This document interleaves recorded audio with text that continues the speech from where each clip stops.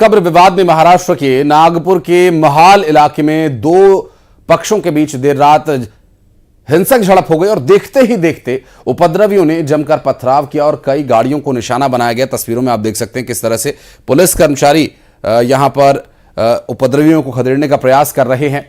आपको बता दें कि ये दो पक्ष देखते देखते जब भिड़ गए, आपस में पथराव होने लगा, गाड़ियों को आग के हवाले कर दिया गया। दो और तस्वीरें इस पूरे मामले से जुड़ी हुई आपको दिखा रहे हैं। हालात इतने बिगड़ गए थे कि पुलिस को आंसू गैस के गोले तक दागने पड़े। तो वहीं भीड़ को तितर बितर करने के लिए पुलिस ने मौके पर लाठी चार्ज भी किया। अब आरोप यह है कि बजरंग दल और विश्व हिंदू परिषद के प्रदर्शन के दौरान दूसरे समुदाय के कुछ लोगों ने पथराव कर दिया, जिसके बाद हिंसा भड़क गई और भड़की हुई हिंसा के दौरान की जो तस्वीरें हैं वो हम आपको दिखा रहे हैं। देखिए, पुलिस कर्मचारी घायल हुआ और उसके हाथ में गंभीर चोट आई है। नागपुर से ये पूरा मामला सामने आया, जहां भारी संख्या में पुलिस फोर्स को तैनात किया गया शांति व्यवस्था बनाए रखने के लिए। दो समुदायों के बीच झड़प ये हुई थी और आपको बता दें कि इस पूरी घटना में जो कारण है वो ये चार और तस्वीरें देखिए। औरंगजेब कब्र विवाद पर महाराष्ट्र नागपुर के महाल इलाके में देर रात दो पक्षों के बीच हुई झड़प की चार और तस्वीरें हम आपको दिखा रहे हैं, जहां नागपुर में बवाल के बाद उपद्रवियों ने पथराव किया, इलाके में आगजनी की स्थिति बनी और पुलिस ने कार्रवाई करते हुए लोगों को यहां से तितर बितर किया और काफी प्रयास करने के बाद ये स्थिति नियंत्रित की जा सकी। जिस प्रकार से तनाव की स्थिति निर्माण हुई ये बहुत ही निंदनीय है। जिस प्रकार से कुछ लोगों ने पत्थरबाजी की है, पुलिस पर भी पत्थर फेंके हैं, ये बिल्कुल गलत है। मैं स्वयं इन सारी घटनाओं पर नजर रखकर हूं। मैंने पुलिस कमिश्नर को ये कहा है कि कानून व्यवस्था बनाने के लिए जो भी कड़े से कड़े कदम उठाने की आवश्यकता हो वो उठाए जाए और शांति को बनाया जाए। अगर कोई दंगा करता है, कोई पुलिस पर पत्थर फेंकता है, कोई समाज में तनाव निर्माण करता है, तो ऐसे सभी लोगों के ऊपर कड़ी से कड़ी कार्रवाई की जाए। और नागपुर हिंसा पर नितिन गडकरी ने बयान दिया, लोगों से शांति बनाए रखने की अपील की और कहा कि कुछ अफवाहों के कारण नागपुर में धार्मिक तनाव है, अफवाहों पर विश्वास न करें, शांति बनाए रखें।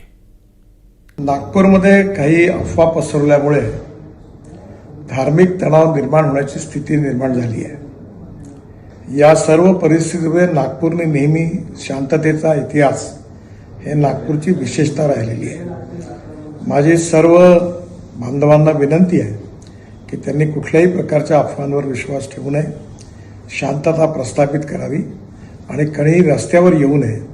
सगळ्यांनी कायदा आणि व्यवस्थेला सहकार्य करावं आणि सलोख्याचं आणि सौहार्दाचं वातावरण ठेवण्याची नागपूरची जी परंपरा आहे त्या परंपरेनुरूप आपला व्यवहार करावा। ज्या ज्या लोकांनी चुका केल्या असतील किंवा ज्यांनी गैरकायदेशीर कृत्य केले असतील त्यांच्यावर सरकार कारवाई करेल असा विश्वास मी आपल्या सगळ्यांना देतो। माननीय मुख्यमंत्र्यांनाही या संबंधातली सर्व माहिती मिळालेली आहे, त्यामुळे आपण कुठल्याही अफवांवर विश्वास न ठेवता आपण सगळ्यांनी सहकार्य करावं आणि प्रेमाचं सौहार्दाचं उत्तम वातावरण ठेवण्याकरता मदत करावी, पोलिसांना मदत करावी असं माझी आपल्या सगळ्यांना नम्र विनंती आहे।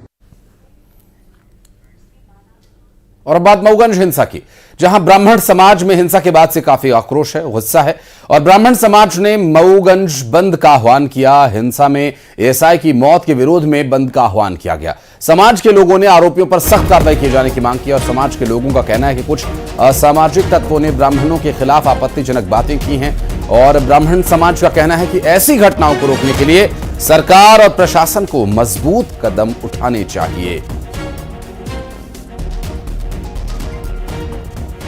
मऊगंज में जैसा कि आपने विगत दो दिन पहले दरमियानी रात आपने देखा कि एक दुबे परिवार में जाकर उसको किडनैप कर लिया जाता है, बच्चे को सनी द्विवेदी को, और उसको मार डाला जाता है। इसके पश्चात पुलिस जब जाती है तो पुलिस को भी किडनैप कर लिया जाता है, तहसीलदार को किडनैप कर लिया जाता है, आरआई को किडनैप कर लिया जाता है, पुलिस प्रशासन के बहुत सारे ऐसे सिपाही थे उनको किडनैप कर लिया जाता है और एएसआई जो गौतम जी हैं उनकी भी हत्या कर दी जाती है। विवेकानंद चौराहा रीवा में हम सब एकत्रित होंगे और रीवा बंद का आह्वान किया गया है। मैं सभी व्यापारियों से भी निवेदन करूंगा कि आप रीवा बंद में सभी लोग सहयोग करें।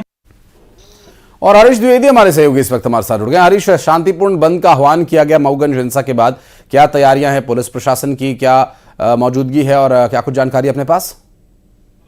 देखिए, आपको बता दूं, जिस तरीके से मऊगंज मामले में पुलिस अब ताबड़तोड़ एक्शन ले रही है और एक्शन के बाद जो कार्यवाहियों का दौर चालू है, इसके बाद से जो वह है तो अब बंद का आह्वान शुरू हो गया है। हालांकि बंद का जो पूरा असर जो देखने को मिलेगा वो खासकर रीवा में मिलेगा, चूंकि मऊगंज और रीवा की जो दूरी है वो दोनों अलग अलग हिस्सों पे है। हालांकि जो इसमें जो आह्वान किया गया है बंद का, तो रीवा और मऊगंज में मिला जुला असर देखने को मिलेगा। फिलहाल जो है तो अभी मऊगंज की दुकानें तो स्थिर है, अपने तौर तरीके से खुल भी रही हैं, और रीवा में जो बंद का आह्वान किया गया है तो रीवा में भी फिलहाल स्थिति जो है तो सामान्य है, वहां भी दुकानें खुल रही हैं। तो समझ आ सकता है कि जब ये जो प्रदर्शनकारियों ने जो अपील की है और दुकान बंद का जो आह्वान किया है, जब ये चौराहे में पहुंचेंगे उसके बाद जो है तो दुकानें बंद होने का जो सिलसिला है वो शुरू हो सकेगा। फिलहाल पूरे मामले में पुलिस जो है तो ताबड़तोड़ कार्यवाही कर रही है और अब तक जो है तो 20 से अधिक लोगों को पुलिस अपने हिरासत में ली हुई है। और जिस राइफल की बात निकलकर सामने आ रही थी कि आरोपी जो है तो पीड़ित फरियादी पक्ष का राइफल अपने पास रख लिए हैं, तो पुलिस ने राइफल को भी जो है तो बरामद कर लिया है। और पूरे मामले में एसपी ने बताया है कि अब तक 20 लोगों को हिरासत में लिया गया है, वहीं 6 लोगों के खिलाफ नामजद मामला पंजीबद्ध कर लिया गया है, जिनमें 1 दर्जन से अधिक धाराएं भी लगाई गई हैं। लगातार पुलिस की ओर से ताबड़तोड़ एक्शन जारी है। इस मामले में पुलिस किसी भी एंगल को छोड़ नहीं रही है, हर पहलू पे जाकर सभी आरोपियों के यहाँ दबिश देकर उन्हें गिरफ्तारी का प्रयास कर रही है। और आसार है कि इस पूरे मामले में पुलिस अभी और एक नई एफआईआर करने जाएगी और उस पूरे मसले में जो है तो आरोपियों की संख्या भी अधिक हो सकती है। जी, स्वाभाविक है। और बहुत शुक्रिया आपका इस पूरे मामले पर जानकारी देने के लिए, आगे डिटेल्स लेने के लिए। फिर लौटेंगे आपके पास। अब बढ़ते हैं आगे। मऊगंज में बवाल को लेकर रीवा में भी इसका विरोध तेज हो गया।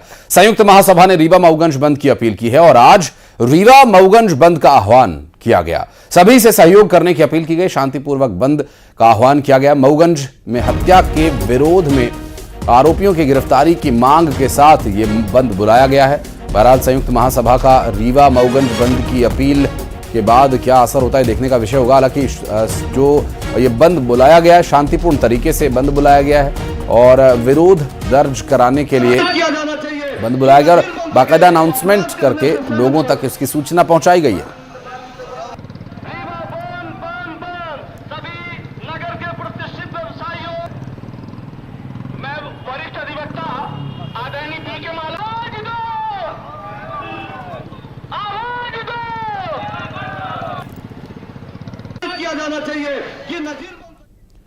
मऊगंज हिंसा से जुड़ी एक बड़ी खबर आपको बता दें। 20 आरोपियों को पूछताछ के लिए एसपी रसना ठाकुर के बयान के बाद हिरासत में लिया गया। मऊगंज हिंसा में एसआई की मौत के बाद से अब कार्रवाई की जा रही है। 20 आरोपियों को पूछताछ के लिए बुलाया गया है और एसपी रसना ठाकुर का बयान, मऊगंज हिंसा में एसआई की मौत हुई थी। मिल रही जानकारी के अनुसार अब इस पूरे मामले में कार्रवाई की जा रही है। अब तक 20 लोगों से पूछताछ के लिए उन्हें बुलाया गया है और मऊगंज हिंसा के दौरान एक एसआई की मौत के बाद कार्रवाई की जा रही है। ये जो घटना हुई थी जिसमें पुलिस के ऊपर पथराव भी हुआ था, तो इसमें जो अभी तक की हमारी विवेचना है, इसमें तत्कालीन कारण जो समझ में आया उसके कारण ये घटना घटित हुई थी। इसमें 20 आरोपियों को हम लोगों ने राउंड अप कर लिया है। इसमें एक राइफल भी घूम गई थी फरियादी की, तो वो राइफल भी आज बरामद हो गई है। कितने आरोपी बनाए गए हैं इस पूरे मामले में? आरोपी इसमें अभी हमारे 20 तो नामजद हैं, उसके अलावा और भी आरोपी इसमें है, 40-50 आरोपी और हैं। और खबर दमोह से, जहां रहेन थाना क्षेत्र के